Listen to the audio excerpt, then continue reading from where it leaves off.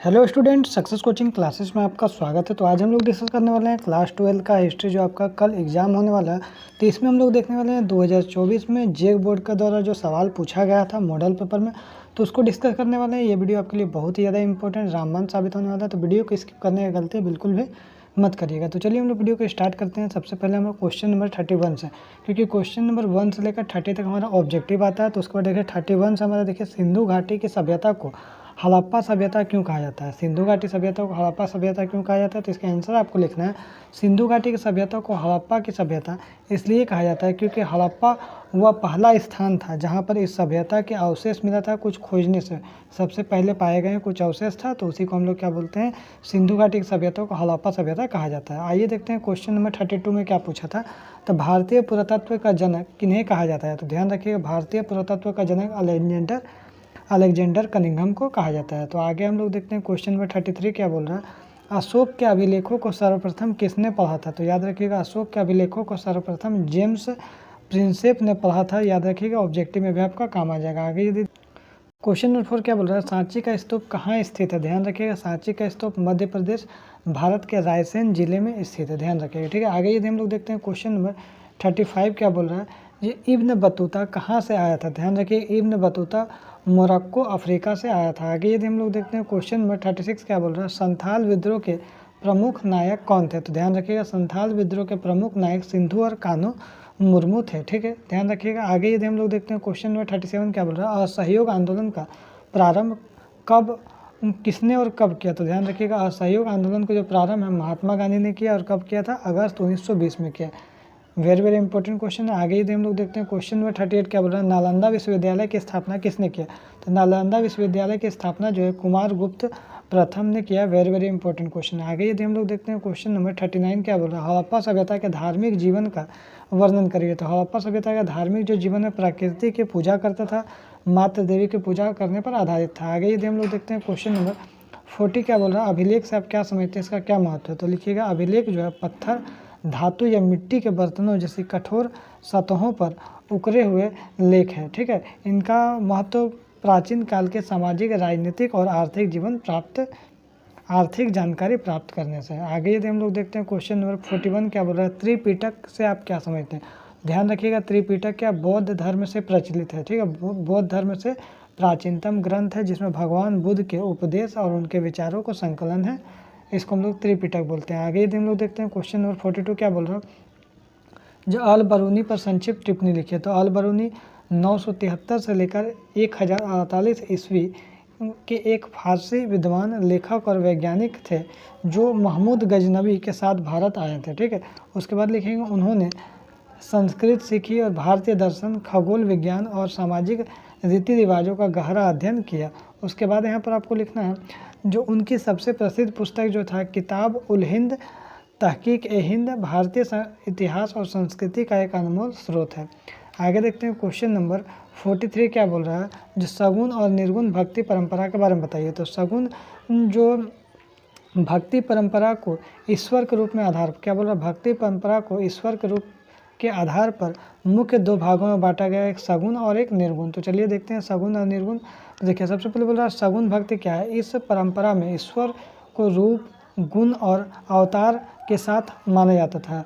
भक्त ईश्वर की मूर्ति पूजा करते थे और लीलाओं पर विश्वास भी करते थे, जैसे तुलसीदास, मीराबाई। और एक होता है कि निर्गुण भक्ति, इस परंपरा में ईश्वर को निराकार, निर्गुण और सर्वव्यापी माना जाता है। भक्त किसी विशेष रूप या मूर्ति की पूजा नहीं करते हैं, जैसे कबीर, गुरु नानक। आगे यदि हम लोग देखते हैं क्वेश्चन नंबर 44 क्या बोल रहा है, गोपुरम का अर्थ बताइए। तो गोपुरम जो है दक्षिण भारतीय मंदिरों के प्रवेश द्वार पर बने विशाल और अलंकृत टावर या मीनारे हैं। मतलब ये मंदिरों के प्रांगण की चार दीवारी के ऊपर बने होते हैं और दूर से ही दिखाई देते हैं। इन पर देवताओं, पौराणिक कथाओं और नक्काशीदार आकृतियों से सजावट की जाती है। आगे यदि हम लोग देखते हैं क्वेश्चन नंबर 45 क्या बोल रहा है, 1857 की क्रांति का तात्कालिक कारण बताइए। तो लिखेंगे 1857 की क्रांति का तात्कालिक कारण चर्बी वाले कारतूस का उपयोग था। क्या लिखेंगे, ब्रिटिश सेना ने कई एनफील्ड राइफल पेश की गई जिसके कारतूसों को लोड करने में पहले दांतों से काटना पड़ता था, भारतीय सैनिकों के बीच यह खबर फैल गई कि इन जो कारतूसों में गाय और सूअर की चर्बी का उपयोग किया गया है, जो हिंदू और मुसलमान दोनों सैनिकों के धर्म के खिलाफ था। आगे यदि हम लोग देखते हैं क्वेश्चन नंबर 46 क्या बोल रहा है, बासरा और बेसरा में क्या अंतर है, इस टाइप से आप उसको तो यह इस्लामी कानूनों सीरिया के पालन के आधार पर सूफी संतों और परंपराओं के दो वर्ग हैं। बासरा देखिए तो बोल रहा है वे सूफी जो इस्लामी कानून सीरिया को सख्ती से मानते थे और पालन करता है। बेसरा वे सूफी जो इस्लामी कानून सीरिया के बंधन को नहीं मानते थे और उनसे मुक्त रहते थे। आगे देखते हैं क्वेश्चन नंबर 47 क्या बोल रहा है, मोहनजोदड़ो की विशेषताएं जो वेरी वेरी इंपॉर्टेंट है। मोहनजोदड़ो सिंधु घाटी सभ्यता की एक प्रमुख और उन्नत शहर था जो अपनी सुनियोजित योजना के लिए फेमस था, प्रसिद्ध था। सबसे पहले देखेंगे नगर नियोजन, सड़कें एक दूसरे को समकोण पर काटती थी और शहर का विभाजन दुर्ग और निचले शहर में बटा हुआ था। आगे देखिए जल निकास प्रणाली, बोल रहा है कि यहाँ की जल निकास व्यवस्था अत्यंत विकसित थी। घरों का गंदा पानी नालियों के माध्यम से शहर से बाहर जाता था। तीसरा लिखेंगे विशाल स्नानागार, यहाँ एक विशाल स्नानागार मिला जो संभवतः धार्मिक अनुष्ठानों के लिए उपयोग किया जाता था। उसके बाद लिखेंगे भवन निर्माण, यहाँ पर जो घर है पक्की ईंटों से बने थे और बहुमंजिला भी होते थे। नेक्स्ट सवाल देखिए क्वेश्चन क्या बोल रहा है, मगध साम्राज्य के शक्तिशाली होने का कारण बताइए। तो मगध साम्राज्य के शक्तिशाली होने के पीछे भौगोलिक, आर्थिक और राजनीतिक कारण थे। चलिए हम एक एक करके देखते हैं। सबसे पहले भौगोलिक स्थिति क्या था, तो मगध की दो राजधानियां राजगिरी और पाटलिपुत्र प्राकृतिक रूप से सुरक्षित थी।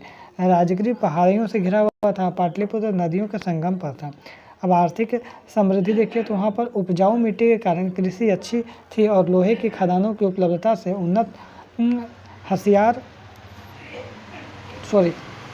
हथियार और उपकरण बनाए जा सकते थे। और सैन्य शक्ति देखिए तो मगध शासकों के पास एक बड़ी और शक्तिशाली सेना थी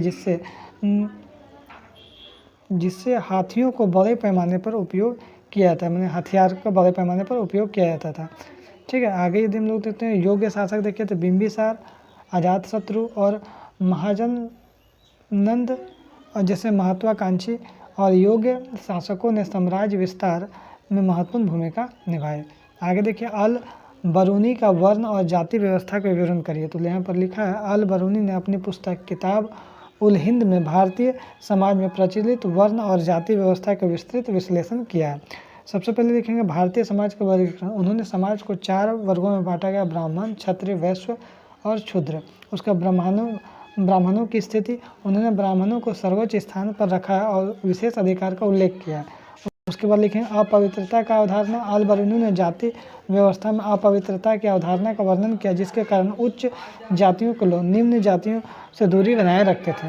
आगे देखिए यहाँ पर क्वेश्चन क्या बोला, जो सामाजिक अलगाव। उन्होंने बताया कि कैसे छुआछूत और सामाजिक अलगाव से समाज को कई भागों में बांट दिया गया था। नेक्स्ट सवाल यहाँ पर देखिए 1857 के विद्रोह के प्रमुख कारण। तो लिखेंगे 1857 के विद्रोह केवल एक घटना नहीं था बल्कि लंबे समय से जमा हो रहे असंतोष का परिणाम था।